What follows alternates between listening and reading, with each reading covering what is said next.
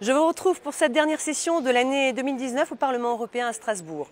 Lutte contre le déclin des pollinisateurs, numérisation des services de santé et de soins, soutien aux minorités LGBTI, beaucoup de sujets très importants ont été abordés cette semaine.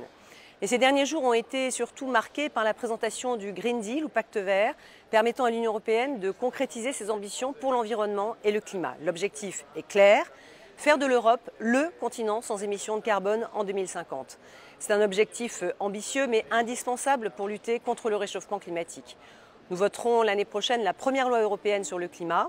Elle concernera l'ensemble des secteurs qui émettent aujourd'hui massivement du CO2, le secteur de l'énergie, l'industrie bien sûr, mais aussi le secteur des transports.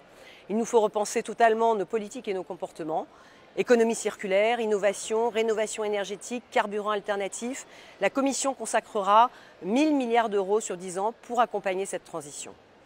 Je suis intervenue en séance plénière pour rappeler que cette ambition européenne en matière climatique n'était pas compatible avec la ratification de l'accord commercial entre l'Union européenne et les pays membres du Mercosur, l'Argentine, le Brésil, le Paraguay et l'Uruguay. Si nous voulons être le continent exemplaire, il nous faut exiger de nos partenaires commerciaux qu'ils respectent aussi les normes que nous appliquons en Europe. L'échec de la conférence COP25 sur le climat prouve bien que tout le monde n'est pas encore prêt à adopter les mesures qui s'imposent. Les plus gros pollueurs ne se sont pas engagés à réduire leurs émissions de CO2 et c'est d'autant plus préoccupant que des mesures immédiates doivent être prises pour contenir le réchauffement climatique en dessous des 2 degrés d'ici la fin du siècle.